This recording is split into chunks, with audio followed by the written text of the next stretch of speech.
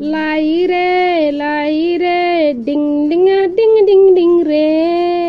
ও মা গো, কি কইতাম, এমন একটা রেসিপি নিয়ে এসেছি যাদের শরীরে রক্তের ঘাটতি, শরীরের মধ্যে রক্ত নাই, মশাই বেগ খাইয়া লাইছে, হেতার গোলায় যে একটা রেসিপি লইয়াই গেছি, কই আয়রন আলা রেসিপি। দেখতে থাকুন কি হতে চলেছে। দেখার সাথে সাথে বাইরে like comment share and subscribe করে দেবেন। ভিডিওটা এমনিতে লম্বা হয়ে যাবে, যেহেতু স্পেশাল একদম দারুণ একটা রেসিপি, কম তেল মশলায় অল্প উপকরণে এই রেসিপিটি হবে, সেই জন্য এই রেসিপিটি একদম স্পেশাল। দেখতে থাকুন, শরীরের মধ্যে শক্তি আনার জন্য সেরকম একটা রেসিপি। কথা বাড়াবো না, লাইক কমেন্ট শেয়ার করে দিবেন যদি ভালো লেগে যায়। এমনিতে খুব বড় হয়ে গেছে ভিডিওটি। নমস্কার মাই লাভলি ভিউয়ার্স, সবাই কেমন আছেন? আশা করি আমার ভাই ও বোনেরা সবাই খুব খুব ভালো আছেন। আমিও ভালো আছি ভগবানের শেষ কৃপায়।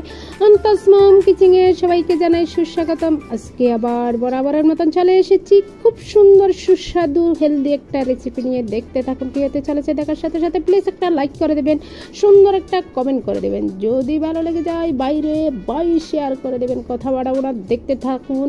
ভিডিওটি এমনিতে বড় হয়ে যাবে, যেহেতু একটু স্পেশাল ভিডিও। দেখতে থাকুন প্লিজ। এটার আগে বলে রাখি, যারা আমার চ্যানেলে নতুন এসেছেন প্লিজ আমার চ্যানেলটা সাবস্ক্রাইব করে দেবেন, পাশে থাকা বেল আইকনটি টিপে দেবেন। সর্বপ্রথমে এখানে আমি নিয়েছি পালং শাক। একেবারে ধুয়ে পরিষ্কার করে শাকগুলা আমি একটা বড় বোলের মধ্যে নিয়ে ফেলেছি, দেখতে পাচ্ছেন। এই শাকগুলা কি করা হবে সেটাই দেখার বিষয়, দেখে নেবেন। দেখতে পাচ্ছেন, এক সাইডে রেখে দিলাম শাকগুলো আমি। এবার গ্যাস ওভেনে একটা বড় সাইজের পাতিল বসিয়ে দিয়েছি। এই পাতিলে কিছু জল দিয়েছি, দেখতে পাচ্ছেন। জলগুলো একটু বলক আসুক, গরম হয়ে যাক, তারপরে দেখাবো জলবা মানে দেখতে পাচ্ছেন। এখানে আমি শাকগুলা দিয়ে দেব, হালকাভাবে একটু সেদ্ধ করে নেব, সেটাই ব্যাপার। দেখতে পাচ্ছেন বলকটা এসে গিয়েছে। শাকগুলা দেওয়ার পর একটু নেড়ে চেড়ে নিয়ে শাকগুলো আমি একদম হাফ সিদ্ধ যখন হয়েছে, আমি এবার তুলে নেব চাকনিতে। বড় সাইজের একটা বোলের মধ্যে আমি কিছু ঠান্ডা পানি নিয়েছি। এই পানিতে আমি এবার সিদ্ধ করা পালং শাকগুলা দিয়ে দেব, ঠান্ডা হতে তাড়াতাড়ি ঠান্ডা হওয়ার জন্য। কেন কি এই শাকগুলোর কালারটা নষ্ট না হতে আমি একটু ঠান্ডা জলে দিয়ে দিলাম, দেখতে পাচ্ছেন। এবার আমি এক সাইডে রেখে দিয়েছি। এবার কাজটা হয়েছে কি দেখুন, আমি একটা মিক্সার জার নিয়েছি, সেই জারে এবার শাকগুলা দিয়ে দিলাম, দেখতে পাচ্ছেন। এবার আমি একটু মিক্সার মেশিনে জুস করে নিয়ে আসবো, ব্লেন্ডার করে নিয়ে আসবো, একই কথা। দেখতে পাচ্ছেন ব্লেন্ডার আমার হয়ে গিয়েছে। এবার আমি সুন্দর একটা কালার এসেছে, দেখলে বুঝে যাচ্ছেন। এক সাইডে রেখে দিলাম। এবার কাজটা হয়েছে, গ্যাস ওভেনে বড় সাইজের একটা পাতিল বসিয়ে দিয়েছি, দেখতে পাচ্ছেন। এই পাতিলে এবার আমি দিয়ে দেব তেল এবং ঘি একসাথে মিক্স করে দিয়ে দেব। আপনারা যদি শুধু ঘি দিতে চান ঘি দিয়ে দেবেন, সমস্যা নেই। আমি শুধু তেল আর ঘি দুইটা মিক্স করে দিয়ে দিলাম। এবার এই তেলে দিয়ে দেব আমি কয়টা তেজপাতা, দেখতে পাচ্ছেন। দিয়ে দিলাম অনেকখানি আস্ত গরম মশলা। গরম মশলার মধ্যে এখানে দারচিনি, এলাচি, লবঙ্গ এবং গোলমরিচ সবগুলা পরিমাণ মতন দিয়ে দিয়েছি। আপনারা আপনাদের পরিমাণ মতন দিয়ে দেবেন। তেলের মধ্যে দেওয়ার সাথে সাথে বাবুরে ফুটবে, সেই জন্য আমি দিয়ে দেব এবার 2 কাপের মতো পেঁয়াজ কুচি, দেখতে পাচ্ছেন। সাথে সাথে দিয়েছি। যখন গরম মশলাগুলো ফুটে না, তখন খুব খারাপ লাগে, গায়ের মধ্যে আসে পড়ে, খুবই আনইজি ফিল করি, সেই জন্য তাড়াতাড়ি দিয়ে দিলাম। পেঁয়াজগুলা দিয়ে একটু নেড়ে চেড়ে দিলাম, দেখতে পাচ্ছেন। কাঁচা গন্ধ চলে যাক, সেটাই অপেক্ষা করব।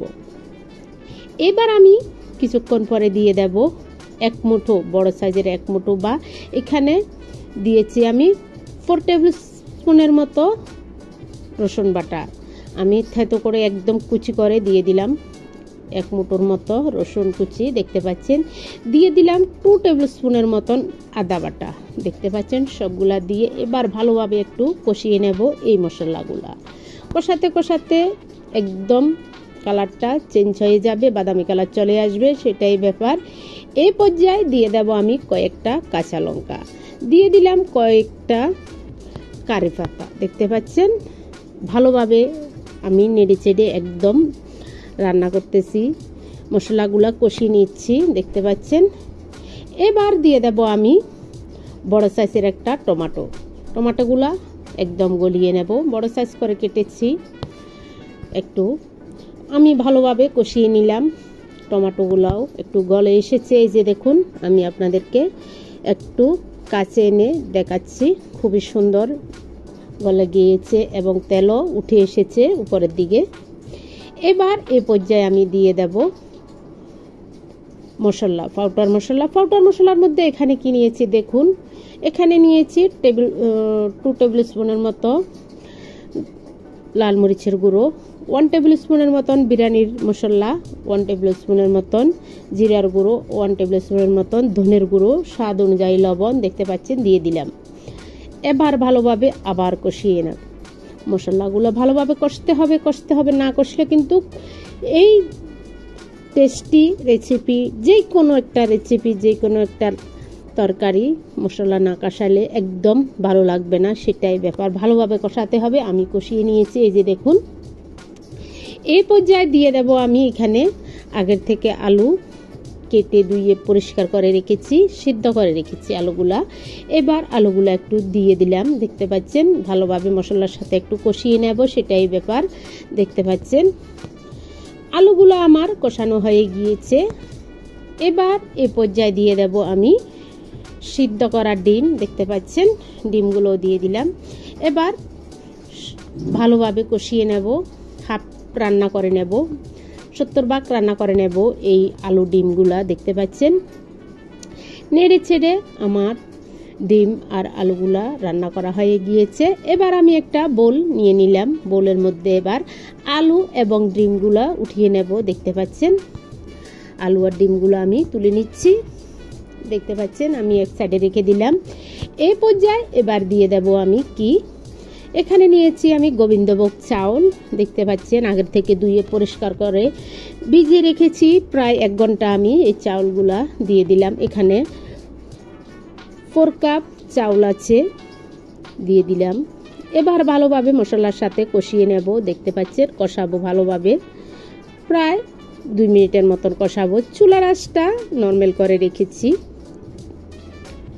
না হলে পুরা লেগে যাবে, নিচে পড়া লাগলে গন্ধ করাবে, ভালো একটা ফ্লেভার আসবে না, সেটাই ব্যাপার। খুব ভালোভাবে আমার কষানো হয়ে গিয়েছে।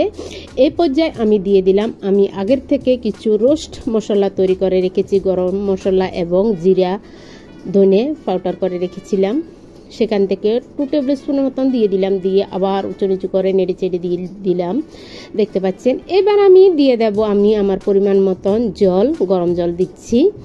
এখানে যেহেতু 4 কাপ চাউল আছে, আমি 8 কাপ জল দেব, সেটাই ব্যাপার, দিয়ে দিলাম দেখতে পাচ্ছেন। খুব সুন্দর কালারটাও এসেছে। এবার আমি একটু ডেকে দিলাম, জাস্ট 1 মিনিট অপেক্ষা করব। চুলার আঁচটা নরমাল রেখেছি।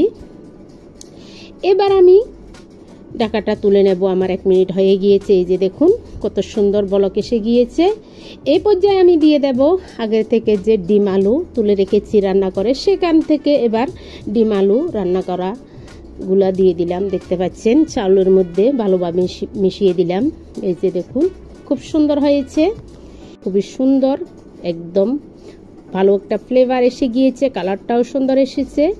এই পর্যায়ে দিয়ে দেব সেই জিনিসটা, এই মেন উপকরণটা দিয়ে দেব আমি, দিয়ে দিলাম দেখতে পাচ্ছেন। এখানে আমি যে জোশ করে রেখেছি পালং শাকের, সেই জোশটা দিয়ে দিলাম। এই যে দেখুন, দিয়ে হালকাভাবে একটু নেড়ে চেড়ে দেব, লবণটা যাতে ভালোভাবে হয় সেদিকে লক্ষ্য রেখে একটু নেড়ে চেড়ে করে দিয়ে দিলাম। এই যে দেখুন কত সুন্দরভাবে আমি নেড়ে চেড়ে এক সাইডে, যাতে এক সাইডে না থাকে সব জায়গায় আমি একটা উপর নিচু করে নেড়ে চেড়ে দিয়েছি। এই যে এবার আমি ডেকে দেব, দমে দিয়ে দিলাম।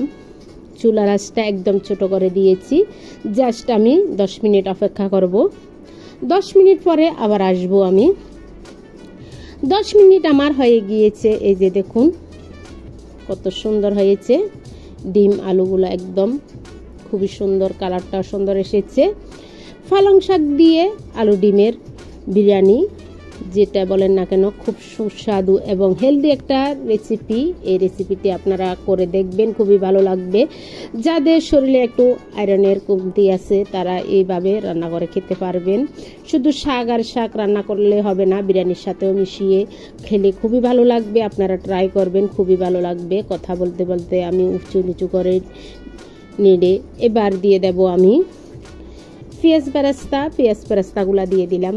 এবার দিয়ে দেব আমি কিছু আস্ত ঘি দিয়ে দিলাম। এখানে 2 টেবিল স্পুনের মতন ঘি দিয়ে দিয়েছি। এই যে দেখুন, দিয়ে দিলাম আমি ধনে পাতাগুলোর কালার একদম হলুদ হয়ে গিয়েছে, দিয়ে দিলাম। দিয়ে আবার একটু দমে দিয়ে দিলাম। জাস্ট আমি 30 সেকেন্ড রাখবো। এবার দেখুন ঢাকাটা তুলে, এবার দেখুন আপনারা কত সুন্দর হয়েছে আমার পালং শাকের ডিম আলুর বিরিয়ানি। খুবই সুন্দর সুস্বাদু, একদম ঝরঝরে হয়েছে। ডিম আলু এবং পালং শাকের বিরিয়ানিটা একদম রেডি হয়ে গিয়েছে। এই যে এবার ফাইনাল লুকটা দেখুন কত সুন্দর হয়েছে। আপনাদের কাছে কেমন লাগলো আমার এই রেসিপিটি প্লিজ আমাকে জানাবেন এবং আপনারা করে খাবেন, খুবই ভালো লাগবে আশা করছি। আর কি বলবো, যদি ভালো লেগে যায় like comment share and subscribe করবেন, চ্যানেলের সাথে থাকবেন। আজকের মতন আজকের রেসিপি এখানে সমাপ্ত করলাম। আবার একটা নতুন ভিডিও নতুন রেসিপি নিয়ে চলে আসব আপনাদের সাথে। এই পর্যন্ত আপনারা সবাই ভালো থাকবেন, সুস্থ থাকবেন। সবাইকে জানাই টাটা, বাই বাই, নমস্কার।